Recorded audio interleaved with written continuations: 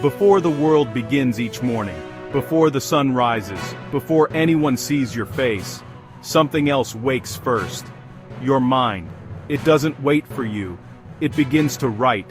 It scripts the day, the people, the meaning behind every glance and silence. You think you're living reality, but in truth, you're living your interpretation of it. This is how your mind scripts your reality.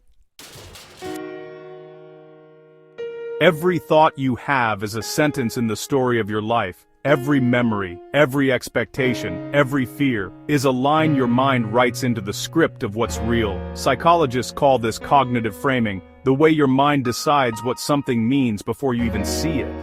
You don't see with your eyes, you see with your mind. Two people can experience the same event. One finds pain, the other purpose. Reality didn't change, their frame did. Because what you believe is what your brain looks for. Your brain doesn't process truth, it processes patterns. Everything you see, hear, and feel is filtered through memory and emotion. That's why when you expect rejection, you find it.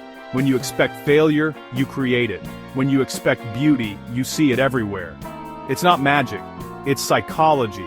Your reticular activating system, a network in the brainstem, decides what deserves attention. It highlights what matches your beliefs and blurs what doesn't. You're not seeing the world. You're seeing the evidence your brain wants to confirm. Beneath awareness, your subconscious runs the story.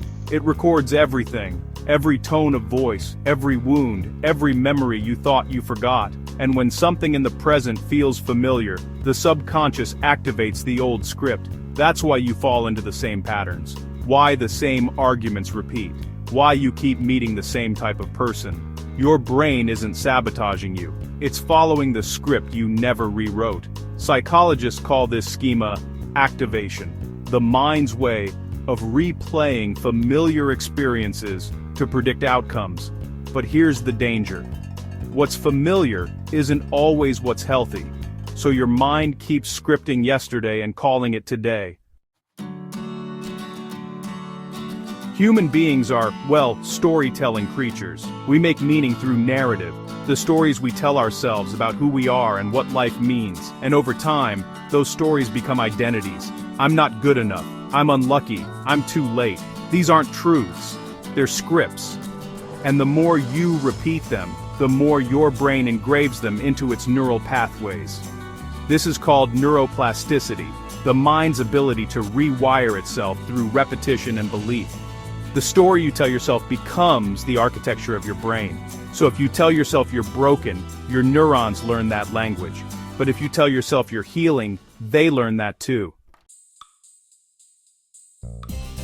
Your mind edits reality like a film editor cuts a movie. It keeps the scenes that support your identity and deletes the ones that challenge it. That's confirmation bias. It's why people defend beliefs that cause them pain, why they'd rather be consistent than be free.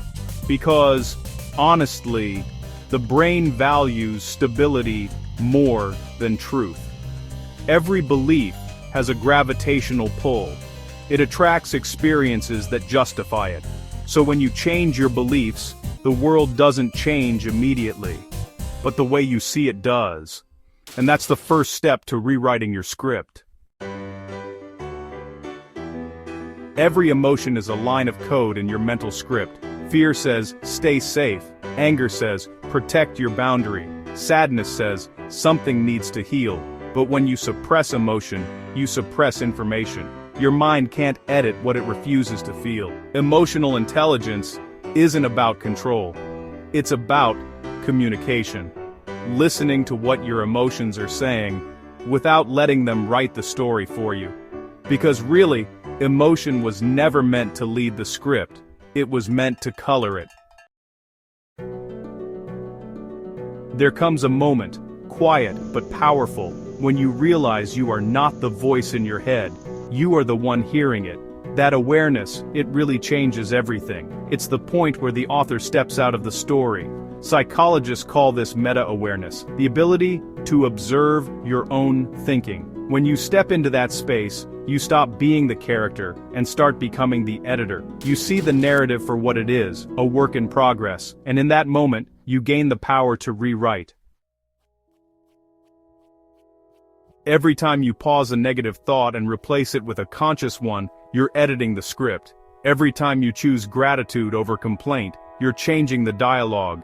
Every time you imagine a better version of yourself, your brain begins constructing it. The new story won't feel real at first. It will feel awkward, forced, maybe even fake. That's not failure. That's the sound of neurons forming new connections. The mind doesn't change in an instant. It changes through repetition. You can't think your way out of the old story, but you can practice your way into a new one.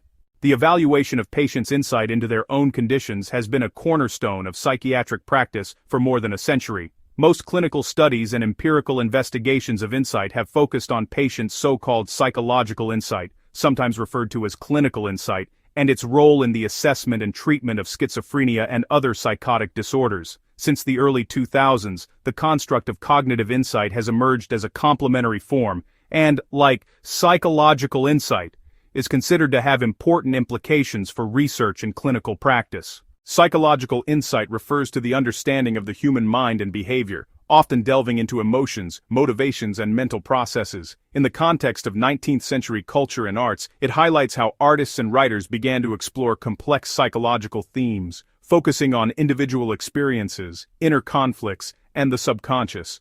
This movement marked a shift towards realism and impressionism, where understanding human nature became central to artistic expression. The reality is that there is no consensus definition for psychological insight. Broad and vague definitions are vulnerable to subjective judgment, low inter-rater reliability, and a high number of false positives, resulting in the overdiagnosis of insight-related problems. Narrower definitions risk generating unacceptably high rates of false negatives. This can lead to underdiagnosis of both the level and the severity of impaired insight, and the erroneous conclusion that a patient has enough insight to benefit from a range of treatment options. Cognitive insight, unlike psychological insight, is a relatively recent arrival in the literature and has its genesis in the work of Aaron Beck, MD, and colleagues.